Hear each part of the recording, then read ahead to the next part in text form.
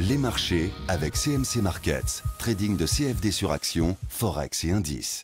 Salut, c'est Trado, content de vous retrouver pour cette mise à jour hebdomadaire de l'or et de l'argent. Et forcément, cette semaine, on ne peut que faire la grimace, puisqu'on a continué sur notre lancée.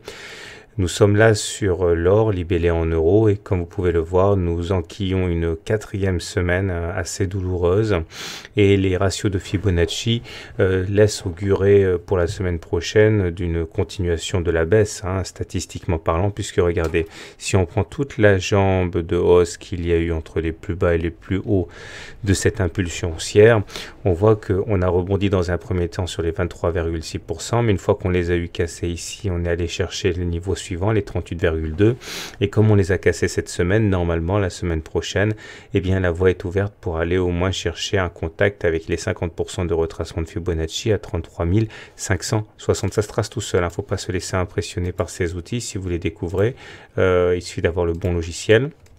Et du coup, ça serait pas si mal en fait d'aller chercher ce niveau-là parce que c'est un niveau assez classique pour rebondir. Et nous avons du support puisque nous avons ici la Kijun qui a tendance à jouer un rôle de support assez efficace. Regardez, on a rebondi ici par exemple dessus.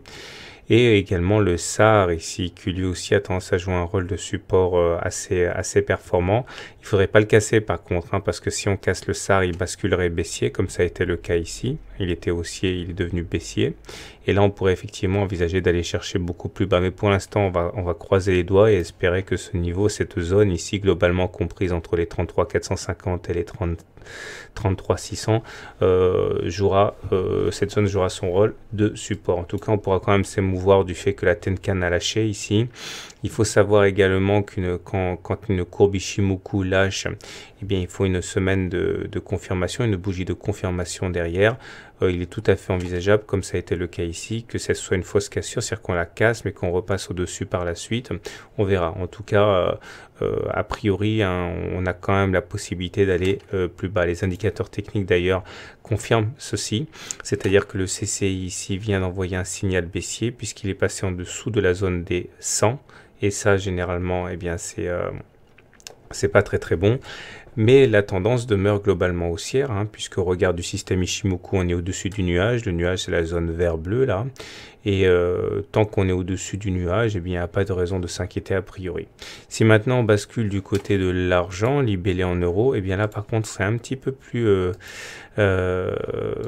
inquiétant, on va dire, puisque là, on vient de basculer en dessous du nuage, justement, ce qui nous vaut le fait d'être en tendance baissière. Mais comme je l'ai dit tout à l'heure, il faut une bougie de confirmation. Regardez, on est déjà passé en dessous du nuage la semaine du 2 février, mais on a réintégré le nuage la semaine d'après. Donc il est tout à fait envisageable, pourquoi pas, que l'on réintègre le nuage, mais pour l'instant, une chose est sûre, c'est qu'on a bien une bougie qui clôture en dessous du nuage, donc on est en pré-tendance baissière, on va dire. Ce qui est rassurant également, c'est que nous avons le niveau de 50% qui se rapproche ici, c'est le niveau des 450 € le kilo.